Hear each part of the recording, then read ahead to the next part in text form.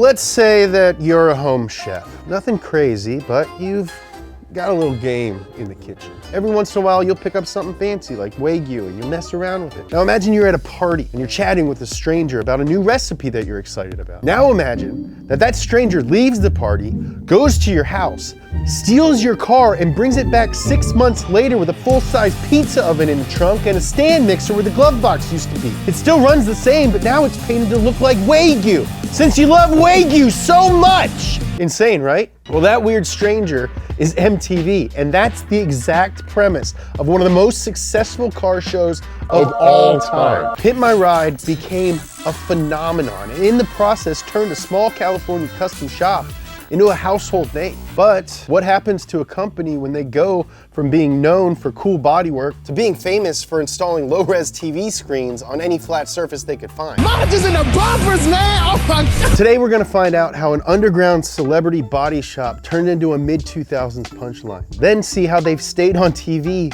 all these years, and look at all the off-screen drama they've had along the way. Yo dog, I heard you like Up to Speed, so we put an Up to Speed on your Up to Speed. This is everything you need to know to get up to speed on West Coast Custom.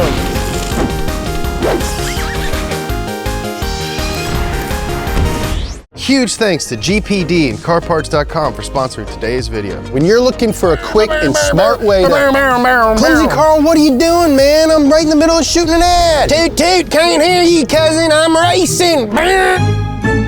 Just be careful, because that car is a classic, it's falling apart, and that door, she tends to stick. Meemaw said I can do what I want. Meemaw doesn't let anyone do what they want. Well, we've got different rules, because I'm her favorite. We've all got a friend who's a little heavy-handed with cars, like my cousin and intern here, Clumsy Carl. Ooh, it's getting hotter than an alligator's temper in here. The door handle's broken. And with a Clumsy Carl in your life, you're gonna be spending a lot of money on replacement parts. The air conditioner don't work. That's why I trust carparts.com. It's your one-stop shop for all collision, maintenance, mechanical, and repair parts. Who said that you have to suffer through the heat all summer long? Oh, God. Cousin, you really weren't lying. They provide a quick and smart way to keep your car cool and road ready, no matter what you drive. Call me, Mom! So whether you need AC components, door handles, window cranks, you name it, carparts.com will get your vehicle looking good and running like new without breaking the bank. So head on over to carparts.com today or click the link in the description. And now, back to the show.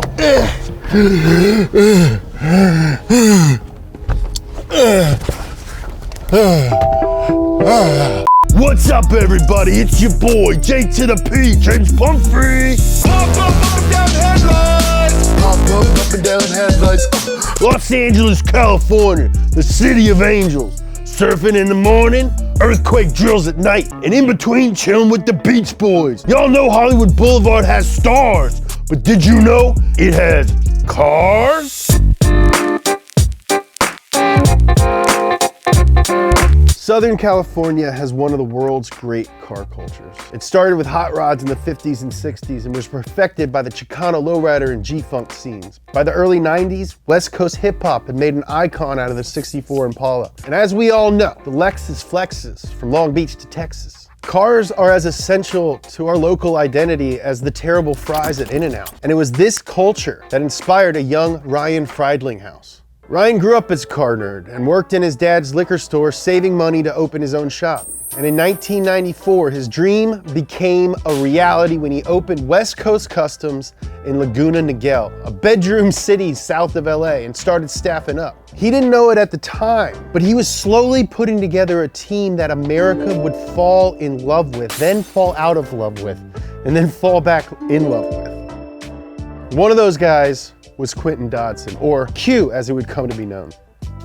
He was a truck driver who delivered beer to Ryan's dad's shop. He ended up hanging out at West Coast Customs to talk cars so much that Ryan brought him onto the staff. That is exactly what happened with Nolan. I kid you not. That's actually not. Next up was Dana Florence, or Big Dane, because the only thing that car guys like more than cars is giving each other nicknames. Don't believe me?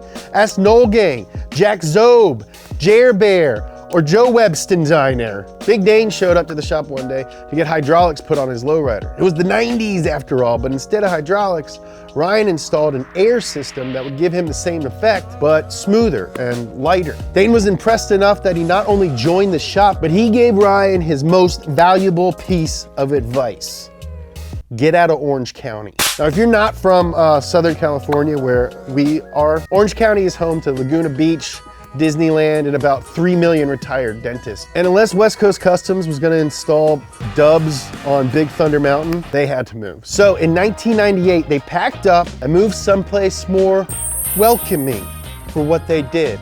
Little place called Compton, baby. It's where Kendrick Lamar is from. Also my friend Carl. The only real danger that exists is man himself. The dudes were finally where they needed to be, and they got to work making cars bounce up and down and installing sound systems where the faceplate was detachable so you could take it with you into the grocery store. Ask your parents about it. That's a thing that we used to do. Things were going well, but tragically, Ryan was about to be a victim of an attack.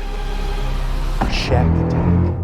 That is right, LA Laker, the new Papa John, the 1-800 General's best friend, Shaquille O'Neal, found himself in need of a custom job for his new Suburban. Shaq is famous now, but in the 90s, he was a superstar, all right? They put him in movies, even though we all know that Charles Barkley is a better actor. Steel, Shazam, a video game. He put out like 12 albums. There were Shaq action figures. He was a literal sheriff. Do you know how famous you have to be to just be an honorary sheriff? Now, Shaq loved the Suburban and started recommending West Coast Customs to all of his famous friends. And from there, it was just a matter of time before the shop got famous too. All right, so check it. My boys at West Coast Customs were starting to make a name for themselves by taking care of my boy Shaq, my boy 50 Cent, my boy Steve Harvey. But they were about to go bigger. Working with Executive Vice President of Series Entertainment at MTV, Lois Curran. But first, they needed to get one more member of the team. In the early 2000s, MTV was in the market for automotive programming. I guess a reality show about Dave Navarro and Carmen Electra's marriage wasn't bringing in young viewers. Who'd have guessed? He's so terrifying looking. Because of all the celebrity work, West Coast Customs was on MTV's radar already. Now, by this point, they moved into an even larger facility in Inglewood and were set up to provide start-to-finish custom work under one roof. It was exactly what the MTV people needed. And on March 4th, 2004, the world was officially pimped.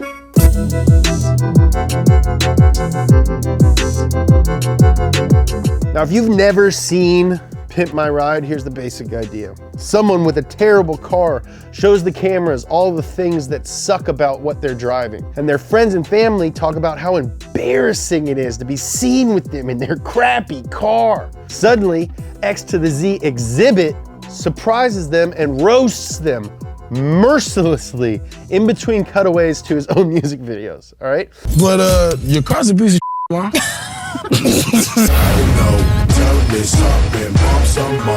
In the process, he'd find out a factoid about the owner. Were they into fitness? Did they like video games? Whatever. Then, Exhibit would drive the car over to the shop and Mad Mike and the boys would check it out. I mean, think about that. Imagine a very famous guy shows up with tons of cameras for a show that's on, back then, the coolest network. And you're like a teenager, and he's like, what's one thing that defines your identity? When I was in high school, I didn't want to like anything out of fear of ridicule. And now this famous guy is making fun of your crappy car? Brutal. After seeing how bad things were, the guys would make a plan to fully personalize the car based on the factoid from earlier. We're gonna add a projector to her car. But the trick way we're gonna do it, we're gonna suicide the trunk. So when it opens up, she can project a picture real big on the wall, man. Her own drive-in movie mobile. The installations would be bananas. The owner would come back, see the car, freak out. The dudes would show them all the new insanity, and X would make more jokes. And then finally he'd tell them, "You've officially been pimped. Let's go." Roll credits. And let's just say, it was a hit! It was the perfect blend of cringy and heartwarming, and people loved the West Coast Custom guys. They put freaking waterfalls in cars. Finally, someone brave enough to put a waterfall in a car. The only trouble was the whole show was fake. All right, not the entire show was fake. People actually did get their cars worked on. Pimped, if you will, and I will. But that's about all that was real. For starters, when Exhibit would just show up to people's houses, those weren't actually their houses. MTV rented those to film it. I'm gonna let that one slide because that honestly makes sense. You need permits and insurance for filming, and you don't wanna let a million people know where this person with this newly famous car lives. Also, Exhibit didn't really drive the cars back to West Coast Customs. You really think that Exhibit, at the time a very famous TV star rapper, is gonna drive a 2-hour commute in some stranger's Econoline? Pedophile, start your engines. Now you might be asking, why do the contestants all look so surprised? Well, it's because the producers told them, go wait by that fake door. Either an intern will be there with a gift certificate to Pep Boys, or Exhibit will show up, but it was always Exhibit. What's up, baby? And look, of course, the production team fudged some stuff. I mean, it's TV, I get it. I'm in front of a freaking green screen right now. See? That's how the biz works, okay? And I know how the biz works. I said one line in 3 different episodes of Key and Peele. Slavery is abolished. But what about the cars? They wouldn't fake the car upgrades, right? That's the whole point of the show. That would be like if the Jeopardy contestants got to use Wikipedia. Well, for starters, even though it looks like it only took a couple of days, West Coast Customs would sometimes have the cars they were pimping for months. Also, that factoid that X would have, sometimes they just made that up. Hey kid, what do you like? Video games. No, you like movies now. No, video games. I like video. Nah, I mean, movies are okay. I'm just like not a big fan of movies. That's a weird way of saying movies. What am I saying it weird? No, video games. Movies. Why do you keep saying movies? Maybe we'll go ask your grandma if she likes movies. Nino? It'd be a real shame if you didn't like movies. How do you know about my Nino? You like movies? I like movies. Movies, great, let's make a movie car. They would also fake the original car's condition. The producers would sand off existing paint, knock off bumpers, tear up carpet. One contestant said his grandma smoked in the car, so they dumped a bunch of cigarette butts on the floor. Worst of all, a lot of the pimpage was purely for camera. Things would be installed, filmed, and then taken out of the car right away. Sick wheels that they shot with were swapped out for stock ones as soon as the director called cut. Some of the many TV screens they installed didn't even work. Sometimes these changes were to make the cars street legal. Sometimes it was because Pimp My Ride mods were, at heart, pretty dumb or too expensive to just give away. I mean, MTV still is deep cable. Look, it's easy to make fun of Pimp My Ride. It was a car show that never mentioned horsepower, and it was scored by Papa Roach. But for a lot of people, it was the first time they realized that cars were something that they could be interested in. I mean, now you can watch a number of huge car YouTube channels if you want your fix. But back then, we had Power Block and Pimp My Ride. Stuff like Pimp My Ride made cars fun and approachable, and it introduced a generation to the concept of customizing cars.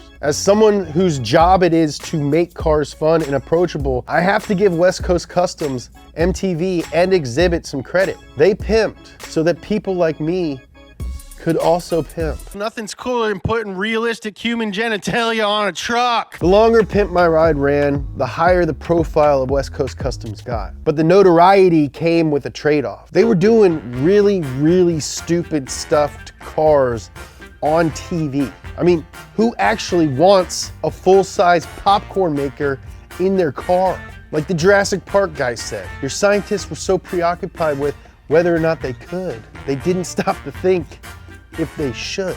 Because they were doing so much goofy stuff so publicly, the West Coast Customs brand was starting to be linked to wacky mods instead of cool ones. So after 4 seasons, Ryan and the gang left the show. Pimp My Ride moved to Galpin Autosports, and West Coast Customs launched a new TV show called Inside West Coast Customs. They were so famous now that they could have a show called Inside My Business's Name.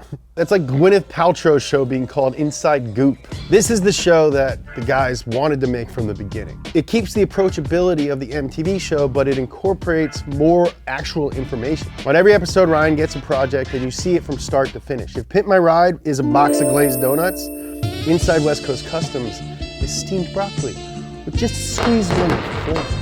You don't get the sugar rush, but it's better for you in the long run. Good way to see what actually goes on inside of this famous shop. And seeing as this is up to speed, what exactly does go on in West Coast Customs? West Coast has a whole shop full of craftspeople who could make a car look like anything.